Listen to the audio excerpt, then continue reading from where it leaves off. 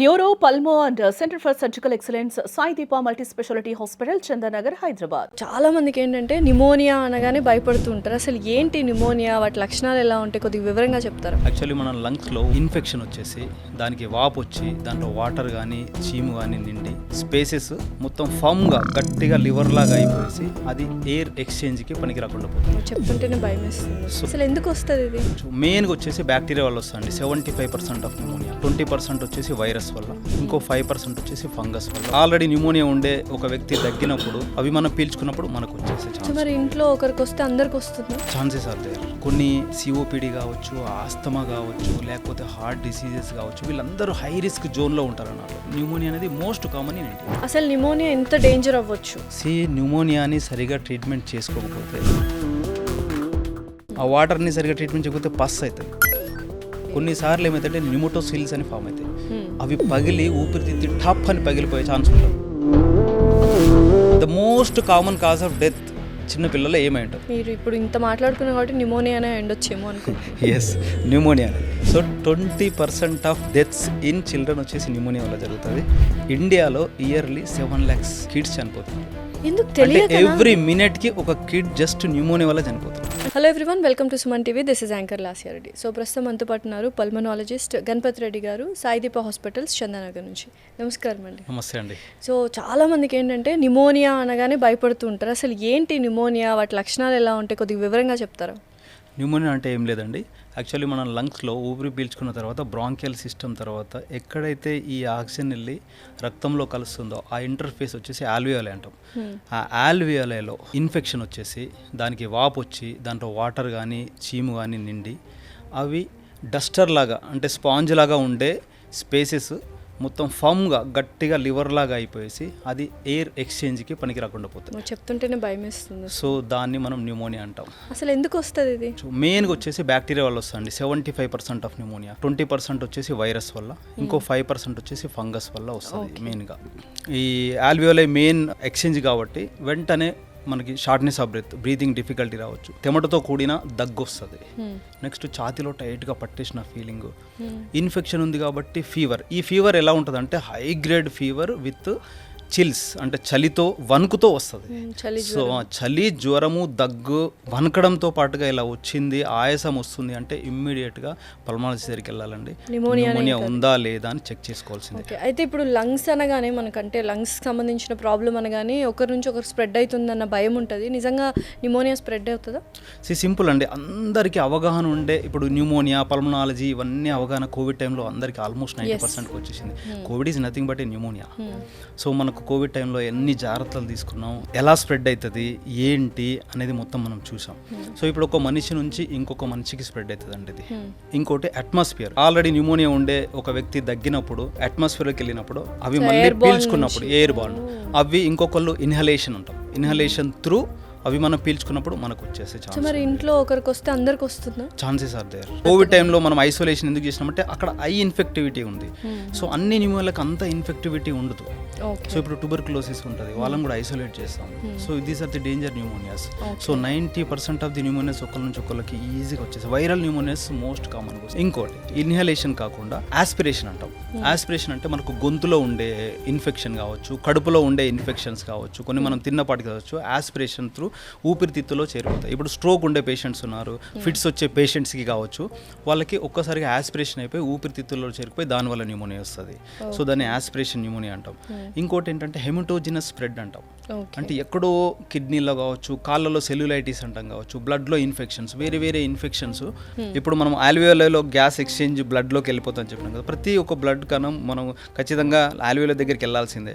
So ఆ విధంగా హెమటోజినస్ spread అయ్యి వేరే దగ్గర ఉండే ఇన్ఫెక్షన్స్ న్యూమోనియా కన్వర్ట్ అయ్యే ఛాన్స్ కూడా. సో కొన్ని దేశాల్లో కొన్ని డిసీజెస్ ఫేమస్ అన్నట్టు మన దేశంలో న్యూమోనియా ఏమైనా కొంచెం ఎక్కువగా ఉండే ఛాన్సెస్ ఉన్నాయి? ఎస్. ఇప్పుడు ప్రపంచ జనాభాలో ఇండియా పాపులేషన్ ఎంత పర్సెంటేజ్ ఉంటుంది అనుకుంటున్నారు? 18 to 20% ఆఫ్ పాపులేషన్ మన దగ్గర ఉన్నారు. సో అంత జనాభా అకామిడేట్ చేయడానికి మన ఇండియాలో ఖచ్చితంగా ఓవర్ క్రౌడింగ్ అవుతుంది. ఓవర్ క్రౌడింగ్ అయినప్పుడు ఒకళ్ళ నుంచి ఒకళ్ళకు స్ప్రెడ్ అయ్యే ఛాన్స్ ఈజీగా ఉంటుంది. కాబట్టి న్యూమోనియా అని most common first disease burden highest burden ఇండియాలో ఉంటుంది. కొన్ని సిఓపిడి కావచ్చు, ఆస్తమా కావచ్చు, లేకపోతే హార్ట్ డిసీజెస్ కావచ్చు, వీళ్ళందరూ హై రిస్క్ జోన్లో ఉంటారు అన్నట్లు. వాళ్ళకి ఈజీగా న్యూమోనియా వస్తుంది కాబట్టి వాళ్ళందరూ ఇక్కడే ఎక్కువ మంది ఉంటారు కాబట్టి న్యూమోనియా అనేది most common in India. So మీరు చెప్పిన సిమ్టమ్స్ ఇప్పుడు కామన్ కోల్డ్, ఫ్లూలో కూడా ఉంటుంది, బ్రాంకైటిస్లో కూడా ఉంటుంది, అండ్ న్యూమోనియా డిఫరెన్స్ ఏంటి? ఈ కామన్ కోల్డ్ కావచ్చు, ఫ్లూ, దాన్ని మనం ఫ్లూ అంటాం. అది అప్పర్ రెస్పిరేటరీ ట్రాక్ట్, ఇప్పుడు నోస్ దగ్గర, థ్రోట్ దగ్గర ఎక్కువ ఇన్ఫెక్ట్ చేస్తాయండి. ఎస్, అది వైరల్ మోస్ట్ కామన్. బ్రాంకైటిస్ అన్నాం కదా, అక్కడ నుంచి కొంచెం కిందికి వస్తూ ఉంటే మనకు బ్రాంకియల్ సిస్టమ్, పైపులు, అన్ని పైప్స్ ఉంటాయి, ఛాతీలో మొత్తం పైప్స్ ఉంటాయి. ఈ పైప్స్ దాటిన తర్వాత వచ్చేది ఆల్వియోలై. సో ఆ పైప్ సిస్టమ్ ఏదైతే ఉందో బ్రాంకియల్ సిస్టమ్, దాంట్లో ఇన్ఫెక్షన్ అంటే viral infection most common, bacterial రేర్గా వస్తుంది బ్రాంకియల్లో. So and allergy. సో ఇది బ్రాంకైటిస్ అంటాం. దీనికి తెగ యాంటీబయాటిక్స్ అవి ఇవ్వాల్సిన అవసరం లేదు. ఇన్హలేషన్ పద్ధతిలో కొన్ని ఇన్హేలర్స్ ఇచ్చుకుంటూ పోతే బ్రాంకైటిస్ ట్రీట్ అయిపోతుంది. ఇన్ కేస్ బ్రాంకైటిస్లో హై గ్రేడ్ ఫీవర్స్ ఉన్నాయి, ఇంకో బ్రాంకైటిస్లో వీజ్ వస్తుంది, పిల్లి కూతల మాదిరి ఆస్తమాలో వచ్చినట్లుగా అట్లా సౌండ్స్, వీజింగ్ సౌండ్స్ వస్తుంది, అది బ్రాంకైటిస్.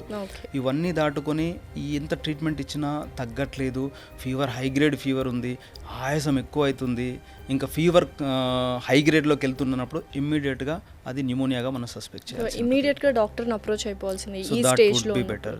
ఇంకోటి టిపికల్, ఏటిపికల్ న్యూమోనియా అంటారు. ఇప్పుడు టిపికల్ న్యూమోనియా అంటే మనం ఇందాక చెప్పుకున్న సిమ్టమ్స్ పర్టికులర్ వీటికి న్యూమోనియా ఉంది అని ఒక డాక్టర్ గుర్తుపట్టేస్తాడు.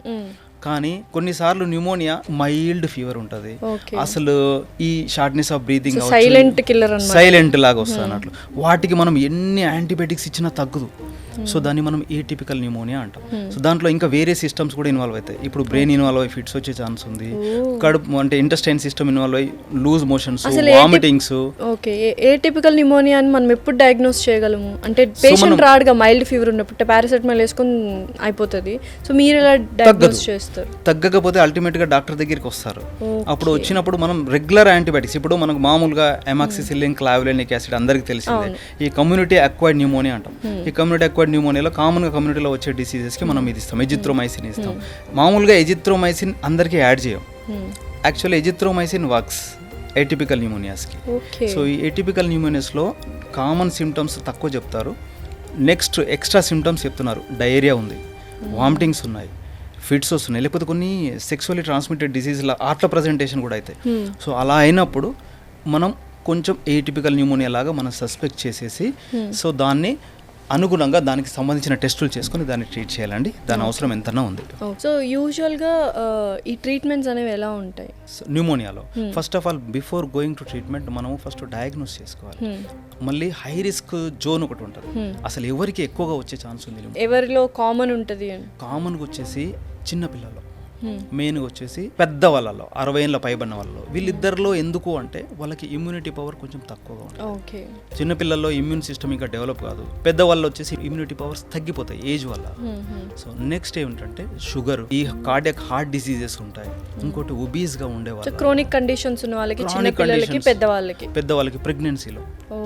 ఇంకోటి స్మోకింగ్, ఆల్కహాల్ చేసే వాళ్ళలో ఎక్కువ ఉంటుంది. సో మోస్ట్లీ ఇమ్యూనిటీ ఎక్కడైతే మనము రిస్క్ ఫ్యాక్టర్ లాగా చూపిస్తున్నామో, ఇమ్యూనిటీ తక్కువ ఉంటుందో అటువంటి వాళ్ళందరికీ న్యూమోనియా అనేది మోస్ట్ కామన్. ఎంత డేంజర్ అవ్వచ్చు అండి న్యూమోనియా? సింపుల్, మేము చెప్పాను అండి, ఇంటి దగ్గర ఇప్పుడు కోవిడ్ తీసుకోండి. కోవిడ్ ఆల్మోస్ట్ అందరు ఇండియన్స్కి అందరికి వచ్చి ఉంటుంది కదా, అంటే గ్లోబ్లో ఉన్న అందరికి వచ్చి ఉంటుంది. అందరు హాస్పిటల్కి వెళ్ళారా? కొందరేమో ఇంటి దగ్గర అసలు వచ్చింది పోయింది కూడా తెలియదు. కొంతమంది ఏమో జస్ట్ అలా ఓపీకి వెళ్ళేసి మెడిసిన్ తీసుకొని తగ్గిపోయింది. కొంతమంది అడ్మిట్ అయ్యి జస్ట్ ఇంజెక్షన్స్తో పోయింది. కొంతమంది వచ్చేసి ఆక్సిజన్ పెట్టుకోవాల్సి వస్తుంది. కొంతమంది ఎన్ఐవి అంటాం, నాన్ ఇన్వేసివ్ వెంటిలేషన్, మాస్క్ పెట్టుకొని వెంటిలేటర్కి పెడతారు. కొంతమందికి మెకానికల్ వెంటిలేషన్, కొంతమందికి సిస్టమ్స్ అన్నీ ఇన్వాల్వ్ అయిపోయి మెకానికల్ వెంటిలేషన్ చెప్పి ఎన్ని ఎక్మో అంటారు, మొత్తం ఎన్ని చేసినా మనం చాలామందిని చూసాం. కోవిడ్లో ఎలా చనిపోయారో తెలుసు మనకి. న్యూమోనియా అనేది అంత డేంజర్. న్యూమోనియా ఎంత డేంజర్ చెప్పడానికి కోవిడ్ మరణాలు అవన్నీ చూసుకుంటే చాలు. ప్రపంచాన్ని గడగడలాడించగల శక్తి ఓన్లీ లంగ్స్కి వచ్చే ఇన్ఫెక్షన్స్. ఎప్పుడైనా చూసారా పాండమిక్ అని వచ్చింది, మనకు తెలిసి నేను పుట్టినప్పటి నుంచి ఫస్ట్ స్వైన్ ఫ్లూ అని మొత్తం అంతా వచ్చింది, తర్వాత కోవిడ్. ఇలా కాకుండా ఏమన్నా వేరే డిసీజ్ ఏమైనా వచ్చాయో మీరు చెప్పండి. ఎవరినన్నా ఇంట్లో కూర్చోబెట్టేసి స్ప్రెడ్ అయ్యే diseases dangerous. Lungs obviously spreading కి మెయిన్ సోర్స్ కాబట్టి చాలా డేంజరస్. అంటే ప్రపంచాన్ని మొత్తాన్ని కూడా గడగలాడించేసి Definitely. ఆల్మోస్ట్ అందరినీ ఇంట్లో కూర్చోబెట్టేసినాయి కదా. అసలు నిమోనియా ఎంత డేంజర్ అవ్వచ్చు if it is untreated, neglect చేస్తే? న్యూమోనియాని సరిగా ట్రీట్మెంట్ చేసుకోకపోతే, ఇప్పుడు ఏమైందంటే న్యూమోనియా అంటే చిన్న ప్యాచ్ లాగా వస్తుంది. సరిగా ట్రీట్మెంట్ చేసుకోకపోతే వాటర్ అయ్యే ఛాన్స్ ఉంది. దాన్ని పారాన్యూమోనిక్ ఎఫ్యూజన్ అంటాం. ఆ వాటర్ని సరిగా ట్రీట్మెంట్ చేయకపోతే పస్ అవుతుంది, మొత్తం ఊపిరితిత్తుల్లో చీము నిండిపోతుంది. అప్పుడు ఏం చేయాలి? మెడికల్ ట్రీట్మెంట్ కాకుండా సర్జికల్గా ఇంటర్వ్యూని కావాల్సి వస్తుంది. ఐసీడీ ట్యూబ్స్ అని లోపల పెట్టి డ్రైన్ చేయాల్సి ఉంటుంది. కొన్నిసార్లు ఏమైతే న్యూమోటోసిల్స్ అని ఫామ్ అవుతాయి. అవి పగిలి ఊపిరితిత్తి టప్ అని పగిలిపోయే ఛాన్స్ ఉంటుంది, అంటే పంచర్ అయిపోయే ఛాన్స్. అప్పుడు ఏంటంటే హార్ట్ మీద ఎఫెక్ట్ అయిపోయి సడన్గా డెత్ కూడా కాసిస్తుంది. సో ఇమ్మీడియట్గా దాన్ని కూడా ట్యూబ్తో డ్రైన్ చేయాల్సి ఉంటుంది. ఇంకోటి, అక్కడ ఉండే న్యూమోనియా కాస్త ఏఆర్డిఎస్ అంటాం. ఏఆర్డిఎస్ అంటే అక్యూట్ రెస్పిరేటరీ డిస్ట్రెస్ సిండ్రోమ్. ఇంకా గాలి ఆడదు వాళ్ళకి, ఇమ్మీడియట్గా వెంటిలేటర్కి పెట్టేసి చేయాల్సిందే. రెస్పిరేటరీ ఫెయిల్యూర్లోకి వెళ్ళిపోతారు వాళ్ళు. అక్కడ న్యూమోనియా లంగ్స్కి వస్తుంది కదా, అది బ్లడ్లోకి వెళ్ళిపోయి లివర్, లంగ్స్, మన కిడ్నీస్ కావచ్చు, బ్రెయిన్ కావచ్చు, అన్ని పార్ట్స్ ఇన్వాల్వ్ అవుతాయి. దాన్ని సెప్సిస్ అనేసి తర్వాత సెప్టిక్ షాక్లోకి వెళ్ళి మాడ్స్ అంటాం. మాడ్స్ అంటే మల్టీ ఆర్గాన్ డిస్ఫంక్షన్ సిండ్రోమ్. ఇంకా ఇలా అయినప్పుడు చాలా కాంప్లికేటెడ్ న్యూమోనియా ట్రీట్ చేయాల్సి వస్తుంది. ఇంకా అంతే, ఇంకా మల్టీ ఆర్గాన్ ఫెయిల్యూర్ అయిపోతే ఇంకా డెత్తే. సో చాలా డేంజరస్ అనమాట. అయితే చిన్నపిల్లల్లో చాలా వరకు మనం కామన్ కోల్డ్, ఫ్లూ ఇవి చూస్తూ ఉంటాం, kind of some symptoms of pneumonia. So దాన్ని మనం ఎలా రిలేట్ చేసుకోవచ్చు? ఇంకా డేంజరస్ సైన్స్ ఏమైనా ఉన్నాయా చిల్డ్రన్లో? చిన్న పిల్లల్లో the most common cause of death చిన్న పిల్లల్లో ఏమై ఉంటుంది? మీరు ఇప్పుడు ఇంత మాట్లాడుకున్నాం కాబట్టి న్యూమోనియానే ఉండొచ్చేమో అనుకుంటున్నాను. ఎస్, న్యూమోనియానే. So 20% of deaths in children వచ్చేసి న్యూమోనియా వల్ల జరుగుతుంది. ఇండియాలో ఇయర్లీ 7 lakhs కిడ్స్ చనిపోతున్నారు. ఎందుకు అంటే తెలియక? ఎవ్రీ మినిట్కి ఒక కిడ్ జస్ట్ న్యూమోనియా వల్ల చనిపోతున్నారు. అంటే అది న్యూమోనియా అని తెలియక చనిపోతుంది. ఇప్పుడు పావర్టీ కావచ్చు, ఓవర్ క్రౌడింగ్ కావచ్చు, ఇల్లిటరసీ కావచ్చు. సో దీనివల్ల ఏమైందంటే చిన్నపిల్లలకి ఇప్పుడు రూరల్ ఏరియాస్లో సరిగా ట్రీట్మెంట్ చేయకపోవడం కావచ్చు, దీని ఒకటి కారణం. ఇప్పుడు ఏమైందంటే ఇలా లెస్ దెన్ 5 years మెయిన్గా వచ్చేసి ఈ న్యూమోనియా ఎలా ఉంటుందంటే ఫస్ట్ 2 monthsలో బ్యాక్టీరియా ఎక్కువ, స్ట్రెప్టోకోకస్ న్యూమోనియా అని అట్లాంటి వాటిల్లో వస్తుంది. 2 months to 5 years అక్కడ వచ్చేసి వైరల్ న్యూమోనియాస్ ఎక్కువ వస్తాయి. దానికి యాంటీబయాటిక్ అవసరం లేదు, జస్ట్ ఫీవర్ ఉంది వచ్చారు. కొన్ని డేంజర్ సైన్స్ చెప్తాను ఇప్పుడు నేను. ఆ డేంజర్ సైన్స్ ఏం లేవు, పారాసిటమాల్తో సరిపోతుంది, యాంటీబయాటిక్ కూడా అవసరం లేదు. ఈ 5 years తర్వాత 15 years వరకు పీడియాట్రిక్ ఏజ్ గ్రూప్లో వచ్చేసి అది ఈ టిపికల్ న్యూమోనియాస్ లేకపోతే మళ్ళీ స్ట్రెప్టోకోకస్ న్యూమోనియా కామన్ ఉంటుంది. సో వీటిని ఎర్లీగా డయాగ్నోస్ చేసేసి ట్రీట్మెంట్ చేయాలి. ఏ కిడ్ అన్న ఫీవర్తో కొంచెం కాఫ్తో ఓపీకి వచ్చినప్పుడు వాళ్ళలో చూడాల్సిన డేంజర్ సైన్స్ ఏంటంటే షార్ట్నెస్ ఆఫ్ బ్రీతింగ్, అంటే వాళ్ళు డొక్కలు ఎగేస్తారు ఇలా ఇట్లా ఇట్లా, అది ఎంతవరకు చేస్తున్నారు. 1 year కిడ్ 50 కంటే ఎక్కువసార్లు చేశారనుకో, దట్ ఈస్ వెరీ డేంజర్.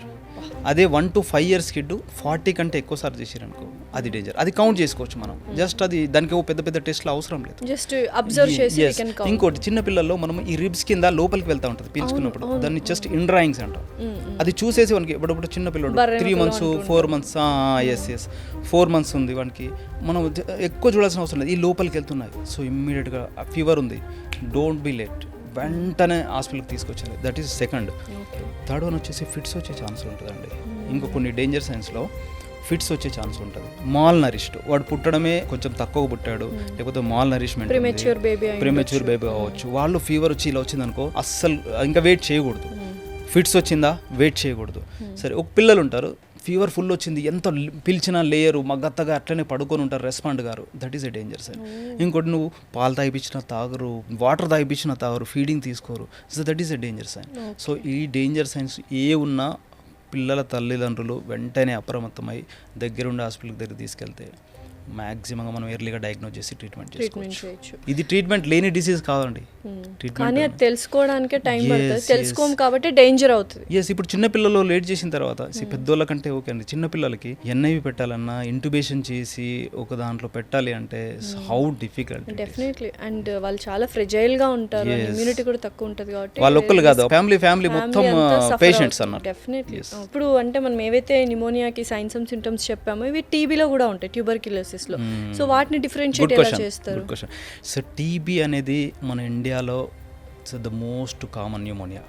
న్యూమోనియాలో ఒక టైప్. యాక్చువల్లీ టీబీని ఇరాడికేట్ చేద్దాం, టీబీ లేని ఇండియాని తయారు చేద్దాం, అది ఇది అని చెప్పేసి ఆల్మోస్ట్ నా చిన్నప్పటి నుంచి పోరాడుతూనే ఉన్నారు, చేస్తూనే కానీ ఉన్నారు. ఒకప్పట్లో ఎక్కువ ఉంది, ఇప్పుడు తగ్గింది కదండి లేదా? చాలా వరకు తగ్గింది, కానీ ఇంకా చాలా తగ్గలేదు. ఎందుకంటే అప్పటి పాపులేషన్కి అది, కానీ ఇప్పుడు పాపులేషన్కి ఎప్పుడు ఇది ఉంది. Definitely. సో దాన్ని అవేర్నెస్ రావాలి, జనాలలో అవేర్నెస్ రావాలి. ఏ ఫీవర్ అయినా మెయిన్గా వచ్చేసి దగ్గు. న్యూమోనియాకి టీబీకి తేడా ఏంటంటే టీబీలో లో గ్రేడ్ ఫీవర్స్ ఉంటాయి, వెంటనే డాక్టర్ దగ్గరికి తీసుకెళ్ళినంత పెద్ద ఫీవర్స్ రావు కాబట్టి వాళ్ళు రారు. ఇంకోటి ఈవినింగ్ టైంలోనే ఎక్కువ వస్తూ ఉంటుంది, చల్లగా చెమటలు పుడుతూ ఉంటాయి, చెమటతో కూడిన దగ్గు వస్తూ ఉంటుంది. సో ఒక్కొక్కసారి రక్తం పడే ఛాన్స్ ఉంటుంది. అదేంటి ఆకలి మొత్తం తగ్గిపోయి బరువు తగ్గేసి, ఇది ఎక్కువ పావర్టీ, లో పావర్టీ ప్లస్ మిడిల్ క్లాస్ వీళ్ళకి వచ్చే ఛాన్సెస్ ఎక్కువగా ఉంటాయి. ఎందుకంటే మాల్ నరిష్డ్ వాళ్ళకి దీనివల్ల దాన్ని గుర్తించలేరు అన్నట్లు. టీబీని ఇప్పుడు న్యూమోనియా అనుకోండి, ఒకే రోజు రావడం వితిన్ 24 అవర్స్లో చలితో ఫుల్ గడగడలాడించుకుంటూ ఫీవర్ వచ్చేస్తుంది, ఇంకా పడిపోతాడు అంతే అక్కడే. టీబీలో అలా కాదు. సో 15 days 1 month కూడా వాడు అట్లనే, ఎందుకంటే ఇది స్లోగా తింటూ ఉంటుంది మనిషిని. సో లోపల తినేసేది అంటే లోపల రంధ్రాలు పడతాయి, ఊపిరితిత్తుల్లో రంధ్రాలు పడతాయి, ఊపిరితిత్తులు పగిలిపోతే అయినా వాళ్ళకు తెలియదు. ఎందుకంటే అండి మనకు ఒకటే రోజు ఓవర్ నైట్గా ఏమైనా డిఫరెన్స్ వచ్చిందనుకో మనం గుర్తించగలం. అది స్లోగా చాప కింద నీళ్ళలాగా పాకుంటూ పోయింది అనుకోండి, మనం గుర్తించలేం. So that is the danger of disease. Symptoms ఎక్కువ ఉండి డిసీజ్ వచ్చిందంటే అది డేంజర్ కాదు, యాక్చువల్లీ ఎర్లీగా డయాగ్నోస్ అవుతుంది. టీబీలో ఏంటంటే డ్యామేజ్ ఎక్కువ అవుతుంది, పేషెంట్ సఫర్ కాడు ఎక్కువ కొనడు, కానీ డ్యామేజ్ మాత్రం అది ఇర్రివర్సిబుల్ డ్యామేజ్. టీబీ ట్రీట్మెంట్ తీసుకున్నా కానీ లైఫ్ లాంగ్ ఫర్ కావాల్సింది. ఇప్పుడు ఒకటి ఇలా పడిపోతుంది, పుష్పరాజు లెక్క అయిపోతారు అన్నట్లు. ఇమ్యూనిటీ అయితే తగ్గిపోతుంది, మాట్లాడడానికి శక్తి కూడా లేదు. ఇప్పుడు మామూలు తిడుతుంటే టీబీ పేషెంట్లా ఉన్నావేంట్రా అంతే కదా. సో ఆ కైండ్లో వెళ్ళిపోతారు అనమాట. మరి ఎట్లా డిటెక్ట్ చేయాలి ఇది? మీరు అన్నట్టు సిమ్టమ్స్ మనకి మైల్డ్ ఫీవర్ అని టాబ్లెట్ వేసేసుకుంటాం కదా, సో ఎన్ని డేస్ టైం పీరియడ్లో మనం ఇప్పుడు ఒక పేషెంట్ కాఫ్తోని ఈ సిమ్టమ్స్తోని హాస్పిటల్కి వెళ్ళాడు, ఆయన ఏం చేస్తాడు, జస్ట్ ఎమాక్సిక్లవ్ అది కామన్గా పెట్టేస్తారు, పెట్టేసిన పేషెంట్కు తగ్గదు. 2 weeks దాటింది, తగ్గట్లేదు. ఇమ్మీడియట్గా ఒక ఎక్స్రే తీసేసుకొని స్పుటాన్ని, జీన్ ఎక్స్పర్ట్ అని ఉంటుంది, స్పుటమ్ యాసిడ్ ఫాస్ట్ బ్యాసిల్లై కల్చర్, లేకపోతే కల్చర్ కాదు జీన్ ఎక్స్పర్ట్, డైరెక్ట్ జీన్ని గుర్తుపట్టేస్తుంది. అది సిబినట్ వితిన్ 24 hours వచ్చేస్తుంది రిజల్ట్. అన్ని గవర్నమెంట్ సెటప్లో అవైలబుల్ ఉంటుంది. నేను ఇంతకుముందు గవర్నమెంట్లో పనిచేశాను, so I know right and left about TB. So అంత ఫెసిలిటీస్ మన గవర్నమెంట్ టీబీ కోసం, అది నేషనల్ ప్రోగ్రామ్ ఉంటుంది, దానికోసం చాలా ఖర్చు పెడుతుంది గవర్నమెంట్. సో ఈ టెస్ట్ బయట వేసుకుంటే 5,000, గవర్నమెంట్ సెటప్కి వెళ్ళి జస్ట్ మీ స్ఫుటం ఇవ్వండి చేసేస్తారు. మీకు ఏం డౌట్ ఉన్నా చేసేసుకోండి. ప్రతి ఒక్కరు నాకు తెలిసి 1 week 2 weeks దగ్గు వచ్చేసిందా, గవర్నమెంట్కి వెళ్ళండి, వాళ్ళు ఒకటి ఇస్తారు శాంపుల్ కట్టుకోవడానికి, అది తీసుకెళ్ళేసి గవర్నమెంట్లో చేసేసుకోండి, తప్పే లేదు. ఇలా చేసుకుని తొందరగా గుర్తుంచుంటే వాళ్ళ ఫ్యామిలీ మెంబర్స్ అందరూ సేఫ్ కదా. డెఫినెట్లీ. ఇప్పుడు 2 weeks నువ్వు దగ్గుతావు, నువ్వు ఆ టైంలో ఇన్ఫెక్టివిటీ ఉంటుంది, ఆ పిల్లలకు కావచ్చు ముసలోళ్ళ వరకు మొత్తం ఎవరికైనా టీబీ రావచ్చు. అలా రాకుండా ఉండాలంటే వాళ్ళకి ఇప్పుడే రావచ్చు, మళ్ళీ ఇంకొక 1 year 2 years 10 years తర్వాత కూడా రావచ్చు. ఎప్పుడైతే వాళ్ళ ఇమ్యూనిటీ డౌన్ అవుతుందో అప్పుడు వస్తుంది వాళ్ళకి. సో ఇప్పుడు మీ future of your family is in your hands కదా, నువ్వు ముందుగానే జాగ్రత్త తీసుకుంటే ఇవన్నీ ప్రాబ్లమ్స్. కొంచెం ప్రొలాంగ్డ్ దగ్గు ఉంటే డెఫినెట్లీ మనం టెస్ట్ చేయించుకోవడం బెటర్ అనమాట. దీంట్లో మళ్ళీ ఖర్చు లేదండి, గుర్తుంచుకోండి ప్లీజ్. నువ్వు నీ దగ్గర డబ్బులు ఉన్నా లేకున్నా దగ్గరుండే సెంటర్కి వెళ్ళండి, గవర్నమెంట్ సెంటర్కి జస్ట్ స్ఫుటం ఇవ్వండి. 3rd person తెలియాల్సిన అవసరం లేదు. సోషల్ స్టిగ్మా ఉంటుంది ఒకటి. గవర్నమెంట్కి వెళ్తే ఈడేమో కూడా హెచ్ఐవి ఉందేమో అనుకుంటారు, టీబీ మెడిసిన్ వాడుతున్నారు. టీబీ అన్నా కూడా ఎవరు చెప్పుకోరు పాపం, చెప్పుకోరు. దట్ ఈస్ ద, అందుకనే టీబీ బర్డెన్ ఇండియాలో పెరగడానికి, టీబీని నిర్మూలించలేకపోవడానికి ఆ సోషల్ స్టిగ్మానే కారణమైంది. So again coming back to our pneumonia, అసలు ఎలా డయాగ్నోస్ చేస్తారు మీరు న్యూమోనియా ఉందన్నట్టు? సింపుల్. ఒక పేషెంట్ నేను చెప్పిన లక్షణాలతో వచ్చారండి. ఫస్ట్ బేసిక్ ఒక CBP, total count, WBC counter ఉంటుంది. బ్యాక్టీరియల్ న్యూమోనియాలో అది పెరుగుతుంది, అది పెరగలేదు, తగ్గింది అనుకోండి, వైరల్ న్యూమోనియా చూసుకోవచ్చు. సో బ్యాక్టీరియల్ న్యూమోనియా ఎక్స్రే తీస్తాం, ఎక్స్రే తీసినప్పుడు ప్యాచ్ కనపడుతుంది. సో అన్ని ఎక్స్రేలను గుర్తిస్తామంటే లేదు. ఒక్కోసారి 33% ఆఫ్ న్యూమోనియా ఉండి అవి మనం సిటీలో గుర్తించినవి ఎక్స్రే నార్మల్ వచ్చే ఛాన్సెస్ ఉన్నాయి. ఇప్పుడు వైరల్ న్యూమోనియాస్ బేసిక్ వచ్చేసి ఎక్స్రేలో నార్మల్గా వస్తాయి. ఓపాసిటీస్ కొన్ని ఉంటాయి, గ్రౌండ్ గ్లాస్ ఓపాసిటీస్ అని, ప్లస్ ప్రజెంటేషన్ డిఫరెంట్గా ఉంటుంది, అవి సిటీలోనే చూసుకోవాల్సి వస్తుంది. అప్పుడు ఎర్లీ డయాగ్నోస్ అయ్యి ట్రీట్మెంట్ ప్రాపర్గా చేసుకోవచ్చు. సో ఇంకోటి, ఈ స్ఫుటం ఏదైతే ప్రొడక్షన్ చేస్తారో దాని కలర్ను బేస్ చేసుకొని డాక్టర్స్ ఇప్పుడు కల్చర్ సెన్సిటివ్ పంపిస్తామండి, అది 48 hours పడుతుంది. ఆ 48 hours వరకు మనం వెయిట్ చేసి ఉండలేం కదా సీరియస్ ఉంటే. కలర్ ఆఫ్ స్ఫుటంని బట్టి డాక్టర్స్ అంటే సిమ్టమ్స్ బట్టి. ఇప్పుడు కొన్ని ఉంటాయి, మెయిన్గా వచ్చేసి న్యూమోనియాస్లో కమ్యూనిటీ అక్వైర్డ్ న్యూమోనియా అని ఉంటుంది, అంటే కమ్యూనిటీ నుంచి మనకు వచ్చేది. ఇంకోటి హాస్పిటల్ అక్వైర్డ్ న్యూమోనియా. మీరు మామూలుగా వేరే ప్రాబ్లంతో వెళ్ళారండి, సమ్ కిడ్నీ ప్రాబ్లంతో, మామూలు ఫీవర్తో వెళ్ళారు, మీకు డయాబెటీస్ అవన్నీ రిస్క్ ఫ్యాక్టర్స్ ఉన్నాయి, 48 hours అయింది, మీకు సడన్గా దగ్గు ఇవన్నీ వచ్చినాయి, ఆ ముందు లేవు, ఇప్పుడు కొత్తగా వచ్చాయి, అంటే ఏంది హాస్పిటల్ నుంచి ఎక్వైర్డ్ అంటాం దాన్ని. ఇంకోటి వెంటిలేటర్ అసోసియేటెడ్ అంటాం. వెంటిలేటర్ పెట్టారు. వెంటిలేటర్ పెట్టినప్పుడు యాక్చువల్లీ బ్యూటీ ఏంటంటే ఈ మ్యూకోసిలియరీ ఎస్కలేటర్ సిస్టమ్ అని అంటే ఆల్రెడీ ఇన్బిల్ట్ ఉంటుంది మనకు సిస్టమ్. గాల్లో ఉండే ఏమైనా వచ్చినాయి అనుకోండి లోపలికి, మీరు దారిలో పోతున్నారు, వెళ్ళేటప్పుడు సడన్గా డస్ట్ పార్టికల్ ఒకటి మీ బాడీలో మీ ముక్కులోకి ఎంటర్ అయింది అనుకోండి, విత్ ఇన్ స్పాట్లో నీకు ఒక 10x స్పీడ్తో బయటకు పంపించేస్తుంది. అంటే తుమ్ము వచ్చేస్తుంది. లోపల మ్యూకో సిలియర్ అని చెప్పాను. మ్యూకో అంటే మ్యూకస్. లోపలికి ఒక డస్ట్ పార్టికల్ ఎంటర్ అయింది అనుకోండి, ఒక బ్యాక్టీరియానో వైరస్ ఎంటర్ అయింది అనుకోండి, దాని చుట్టూ మ్యూకస్ ఏరుతుంది, దాన్ని అక్కడే స్టాప్ చేసేస్తుంది, కదలనియదు, పట్టేస్తుంది అన్నట్లు, పోలీసు పట్టేసినట్లుగా. సో దాన్ని బయటకు తోయడానికి సీలియా, ఇప్పుడు మనకి తెడ్లలాగా ఉంటుంది చూడండి, ఆ సీలియా సిస్టమ్ అనేది బయటకు తోసేస్తుంది. దానికి తోడు ఒకటి లోపలికి వెళ్ళి దగ్గు అంటే ఏం లేదు, చూడండి గాలి వస్తుంది చూసారా, అంటే లోపలికి వెళ్ళి గాలి ఫోర్స్గా బయట కొట్టడం వల్ల ఆ ట్రాప్ చేసింది ప్లస్ మూవ్మెంట్ స్టార్ట్ అయింది, ఈ గాలి ఒకటి తోడైంది అనుకోండి మన చేతులు వచ్చి పడుతుంది. సో అన్ప్రెడిక్టివ్ సిస్టమ్ ని మన దేవుడు మనకు పుట్టించినప్పుడే స్టార్ట్ చేసినాడు. సో నీకు కొంతమంది కంట్రోల్ చేసుకుంటున్నారు, we should not control sneezing. చేసుకోవద్దు, చేసుకోవాల్సిన అవసరం ఏముందండి, ఫ్రీగా అది నీకు ప్రొటెక్షన్. అది యాక్చువల్లీ అంటే తుమ్ము వస్తుందంటే అరే లోపలికి ఏదో ఎంటర్ అయింది రాబాయి నన్ను బయటకు పంపించేయని చెప్పేసి మన బాడీ బయటకు పంపించేస్తుంది. ఇది తెలియదు, ఎప్పుడు ఏదో కొంచెం ఇరిటేషన్ ఉంటుంది అందుకే తుమ్ములు వచ్చేస్తున్నాయి అనుకుంటారు. ఆ ఇరిటేషన్ దేని వల్ల వస్తుంది? ఆ ఇరిటేషన్ ని బయటకు పంపించడానికి అంటే మీ ఇంట్లోకి 1 లక్ష రూపాయలు మీ ఇంట్లో ఉన్నాయండి, ఒకటి అన్నోన్ పర్సన్ వచ్చాడు లోపలికి, రండి ఉండండి కూర్చోండి అని చెప్పేసి చేస్తామా? సో సేమ్ మన బాడీ కూడా అంతే. డయాగ్నోసిస్ లో కల్చర్ సెన్సిటివిటీ చేసేసాము. సో తర్వాత దాంట్లో కల్చర్ సెన్సిటివిటీకి ఏం చేస్తామంటే పుటాన్ని డిఫరెంట్ ఇప్పుడు 48 అవర్స్ ఒక మీడియంలో పెడతాం, దానికి మంచిగా ఫుడ్ పెట్టేసి దాంట్లో ఉండే బ్యాక్టీరియాని గ్రోత్ చేస్తారు. గ్రో చేసిన తర్వాత దానికి ఒక పేరు మైక్రోస్కోప్లో యూస్ చేసి ఒక పేరు, ఇప్పుడు న్యూమోనియా ఉంది, streptococcus pneumonia, Klebsiella pneumonia, Pseudomonas అని, ఎంఆర్ఎస్సి అని ఉంటాయి. సో ఇవన్నిటిని గుర్తుపట్టి ఒక 10 డివిజన్స్ 20 డివిజన్స్ వేసేసి ఒక్కోదానికి ఒక్కొక్క ఫుడ్ అంటే మీన్ యాంటీబయాటిక్ వేస్తారు. ఆ యాంటీబయాటిక్ వేసేసి దేని వల్ల అది చచ్చిపోతుందో గుర్తించి మనకు రెడీమేడ్గా వస్తుంది. అది 48 అవర్స్ తర్వాత వస్తుంది, మినిమం 48 అవర్స్ వరకు. అంటే లోపల ఉండే ఆర్గానిజం ఇది బాబు, అది ఈ మెడిసిన్ వల్ల చనిపోతుంది. ఈ మెడిసిన్ పడవు, మళ్ళీ దానికి రెసిస్టెన్స్ ఉండదు, సెన్సిటివ్ ఉండేది వస్తుంది, దాన్ని బట్టి మనం ట్రీట్మెంట్కి వెళ్ళిపోతాం.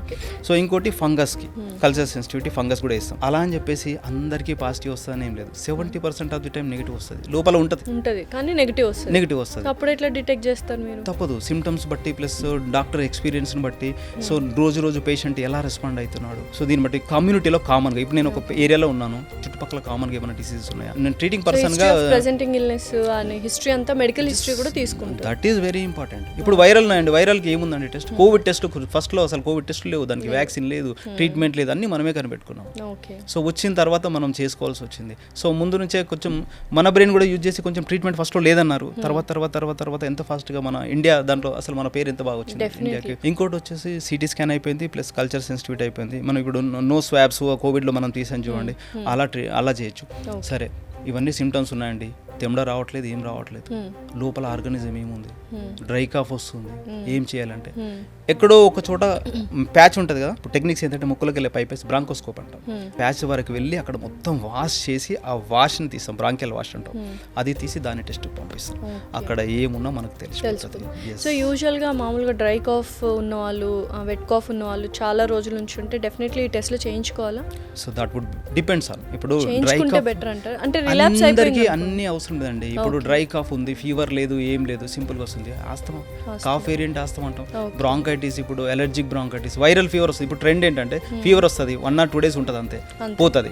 సార్ నాకు ఇంకా దగ్గు తగ్గట్లేదు, నెల రోజులైంది, ఎన్ని మెడిసిన్ వాడినా, ఐమాక్సిక్లా వాడినా, అది వాడినా, ఇది వాడినా, అవన్నీ అవసరం లేదు. యాక్చువల్లీ వాళ్ళకు అలర్జీ సిస్టమ్ యాక్టివేట్ అయ్యి కాఫ్ వస్తుంది. సో ఇప్పుడు అలర్జీ సిస్టమ్ని కొంచెం చల్లబరచాలి. సో ఇప్పుడు యాంటీ అలర్జిక్ మెడికేషన్ ఇన్హేలర్స్ రూపంలో వాడడం, సో ఇలా వాడుతుంటే. సో ఎప్పుడు హాస్పిటలైజేషన్ అవ్వాలి, ఎప్పుడు హాస్పిటల్కి మనం అడ్మిట్ అవ్వాలి న్యూమోనియా వచ్చినప్పుడు? ఎస్, ఇప్పుడు సాచురేషన్ లెవెల్స్ అన్నీ తగ్గిపోతున్నాయి, ఫీవర్ అసలు ఎడతెరిపి లేకుండా ఫీవర్ వస్తుంది, ఎన్ని మెడిసిన్స్ ఇచ్చినా తగ్గట్లేదు. సో యాక్చువల్లీ కర్బ్ స్కోర్ అంటాం, కొన్ని న్యూమోనియా సివియారిటీ ఇండెక్స్ లేకపోతే కర్బ్ స్కోర్ అని ఉంటుంది. ఇప్పుడు ఏంటంటే పేషెంట్ ఫీవర్ ఉంది ఫుల్గా, మేము పైన చెప్పిన లక్షణాలన్నీ ఉన్నాయి, దాంతోపాటుగా కన్ఫ్యూజన్లో ఉన్నాడు, shortness of breathing, respiratory rate వచ్చేసి 30 కంటే ఎక్కువ వస్తుంది, 25 to 30 ఏవో వస్తుంది. ఇంకోటి బీపీ డౌన్ అయిపోయింది, షాక్లోకి వెళ్ళిపోయాడు, 90 కంటే తక్కువ అయిపోయింది. నెక్స్ట్ వాళ్ళ ఏజ్ 65 ఎబో ఉంది, నేను చెప్పిన పైన రిస్క్ ఫ్యాక్టర్స్ ఉన్నాయి. సో అలా ఉన్నాయనుకోండి. సో దీంట్లో మెజారిటీ ఆఫ్ సిమ్టమ్స్ ఉన్నప్పుడు పల్మనాలజిస్ట్ని కలిసేసి డాక్టర్ సలహా మేరకు ఓపీ బేస్లో కావాలా, అడ్మిషన్ కావాలన్నది ఈ స్కోర్ క్రైటీరియాని బట్టి ఇది చేసుకుంటాం. రికవరీ టైం ఎంత ఉంటుందండి నిమోనియా వచ్చిన వాళ్ళకి? మినిమం రికవరీ టైం వచ్చేసి మామూలుగా ఓపీ బేస్లో వాళ్ళకి 5 daysలో చాలామంది రికవర్ అయిపోతారండి. న్యూమోనియా అంటే not only for the lungs. ఇప్పుడు కోవిడ్ టైంలో చాలామంది మజిల్ పెయిన్స్, జాయింట్ పెయిన్స్, ఇవన్నీ అదర్ సిస్టమిక్ మేనిఫెస్టేషన్స్ ఉంటాయి. అవన్నీ పూర్తిగా తగ్గడానికి 1 month కూడా పడుతుంది. సో 1 month వరకు వాళ్ళకు మంచి డైట్ తీసుకుంటూ ప్లస్ మెడికేషన్ మీద అంటే అవసరమైన మెడికేషన్తో పాటు ట్రీట్మెంట్ తీసుకుంటే 1 month కూడా పట్టే ఛాన్స్. సో ట్రీట్మెంట్ ఒకవేళ తీసుకోకపోతే కాంప్లికేషన్స్ ఎంత సివియర్గా ఉంటాయి? మనం డిస్కస్ చేసినట్లుగా మొత్తం సో సింపుల్ టు డెత్ వరకు వెళ్తారు. ఓ మై గాడ్, నిజంగానే. అండ్ ప్రివెంటివ్ మెషర్స్ ఏమైనా ఉన్నాయా ఇది రాకుండా చూసుకోవడానికి? ఏమైనా చేయొచ్చా మనం? అండి న్యూమోనియా పీక్ సీజన్ ఎప్పుడండి? మామూలుగా ఫ్లూ పీక్ సీజన్ మామూలుగా మనకు వింటర్, రెయినీ సీజను, వింటర్ సీజన్లో పీక్ సీజన్లో ఉంటుంది. సో ఆ టైంలో ఓవర్ క్రౌడింగ్ ప్లేస్లకు వెళ్ళకుండా, ఒకవేళ వెళ్ళాల్సి వస్తే మాస్కులు కట్టుకోండి. కోవిడ్లో ఏం ప్రికాషన్స్ తీసుకున్నాం అందరికీ తెలుసు, అసలు నేను చెప్పాల్సిన అవసరం లేదు. దాని గురించి హ్యాండ్ వాష్ టెక్నిక్స్ కానుంచి కూడా నేర్పించేశారు మొత్తం. సో గుడ్ హైజీన్ మెయింటైన్ చేసుకోవడం. కోవిడ్ టైంలో ఆస్తమా ఎందుకు రాలేదండి? వేరే ఎందుకు రాలేదు? ఆస్తమా పేషెంట్లు ఎంతమంది ఉన్నారు, సిఓపిడి పేషెంట్లు ఎంతమంది ఉన్నారు, వీళ్ళందరికీ ఎగ్జాజర్బేషన్స్ రాలేదు, వాళ్ళ హాస్పిటల్ కూడా రాలా. ఎందుకు రాలేదు? Just because of Covid precautions. Covid వేరే డిసీజ్ ఏమైనా. సో ప్రికాషన్స్, ఇప్పుడు వెహికల్ పొల్యూషన్ తగ్గిపోయింది, రోడ్ మీదకి ఎవరిని రానిచ్చారు? ఎవరికి రానివ్వరు. సో అన్ని ఫ్యాక్టరీల వర్క్ కావచ్చు, అన్ని వర్క్స్ ఆగిపోయినాయి. సో ఇలా అన్నీ ఆగిపోయినాయి కాబట్టి పొల్యూషన్ కారణం నాకు తెలిసి ఆల్మోస్ట్ ఒక 100 years బ్యాక్ మన ఇండియా ఎలా ఉండేనో కొన్ని రోజులు ఇలా స్టాప్ కావడం వల్ల అలా ఉండింది కాబట్టి పొల్యూషన్ చెక్ కంట్రోల్ కూడా చేశారు అన్ని వెహికల్స్ ఆగిపోయిన తర్వాత. సో దానివల్ల ఎంత యూజ్ ఉంది? ఇయర్లీ 1 month ఇలా స్టాప్ చేస్తే బాగుంటుందేమో. అందరికి పిల్లలకి హాలిడేస్ ఇచ్చినట్లు అన్ని వర్క్స్కి హాలిడేస్ ఇచ్చేసి అట్మాస్ఫియర్ని అంటే ప్రకృతిని అలా తనను తాను శుద్ధి చేసుకోవడానికి ఒక 1 month టైం ఇవ్వచ్చు. మంచి ఐడియా. మంత్లీ 1 day చేసినా చాలు, లాక్డౌన్ చాలా పొల్యూషన్ తగ్గుతుంది. అండ్ ఏదైనా మనకు ఏ డిసీజ్ వచ్చినా ఫుడ్ అనేది వెరీ ఇంపార్టెంట్. సో ఎటువంటి ఫుడ్ మనం తీసుకోవాలి, ఎటువంటి డైట్లో ఉండాలి మనం ఆ న్యూమోనియా వచ్చినప్పుడు? న్యూమోనియా అంటే ఇప్పుడు నీకు బాడీని వీక్ చేసేస్తుంది, దానికి తోడు నువ్వు యాంటీబయాటిక్స్ వాడాలి. సో యాంటీబయాటిక్స్ వాడుతున్నప్పుడు దానివల్ల మళ్ళీ బాడీ వీక్ అవుతూ ఉంటుంది. ఓన్లీ యాంటీబయాటిక్స్ కాదు, ఇంకా నెంబర్ ఆఫ్ సపోర్టివ్ మెడికేషన్స్ అవి ఇవి ఉంటాయి. సో దానివల్ల వీక్ అవుతారు కాబట్టి మంచి ప్రోటీన్ డైట్ తీసుకోండి, మంచి zinc, vitamin C, full hydration చాలా ఇంపార్టెంట్. ఇది తీసుకోకూడదు అని ఏముండదండి. మంచి ఫుడ్ తీసుకుంటూ కొంచెం కాఫ్ రాకుండా ఉండడానికి చిన్న ఇప్పుడు ఏదైనా న్యూమోనియా తర్వాత యాక్చువల్లీ ఏ న్యూమోనియా తర్వాత అయినా కొంచెం అలర్జీ కాఫ్ స్టార్ట్ అవుతుంది. న్యూమోనియా అనేది ఫస్ట్ ఇన్ఫెక్టివ్ కాఫ్ ఉంటుంది, తర్వాత వచ్చేసి అలర్జిక్ కాఫ్ స్టార్ట్ అవుతుంది. ఇవన్నీ తగ్గుతాయి. ఆ కాఫ్ని అగ్రవేట్ చేయకుండా ఉండడానికి ఆ తగిన ఫుడ్స్ తీసుకుంటే సరే. సో ఫైనల్ మెసేజ్ ఆడియన్స్కి ఏమని చెప్తారు అబౌట్ న్యూమోనియా? న్యూమోనియా మనకు తెలిసిందే, ఇది సింపుల్ డిసీజే. కాకపోతే ఇన్ టైంలో పక్కాగా మనం డౌట్ పట్టేసి దాన్ని వెంటనే డాక్టర్ దగ్గరికి వెళ్ళేసి టైంలో డయాగ్నోస్ చేసుకొని ప్రివెంటివ్ మెజర్స్ ప్రాపర్గా తీసుకొని వచ్చినప్పుడు టైమ్లీ డయాగ్నోస్ చేసుకుంటే దీనివల్ల ఎలాంటి ప్రాబ్లం ఉండదు. సో సింపుల్గా మెయిన్గా చిన్న పిల్లలలో గుర్తుపట్టడం, ఎందుకంటే వాళ్ళు నీకు వచ్చి చెప్పలేరు. సో వాళ్ళను ప్రాపర్గా నేను చెప్పిన డేంజర్ సైన్స్ కావచ్చు, ఒకసారి వీడియోను బాగా విన్న తర్వాత సో మీకు ఆ డేంజర్ సైన్స్ని గుర్తుపట్టి వెంటనే డాక్టర్ గారి దగ్గరికి తీసుకెళ్ళేసి ప్రాపర్ మెడికేషన్ తీసుకుంటే సింపుల్ ఓపీ బేస్లో తగ్గిపోతుంది. మనం ద మోస్ట్ బర్డెన్ మన ఇండియాలో డిసీజ్ బర్డెన్ ఆఫ్ న్యూమోనియాని మ్యాక్సిమంగా తగ్గించవచ్చు. Prevention is better than cure. Yes. Thank you so much అండి. థ్యాంక్ యూ అండి.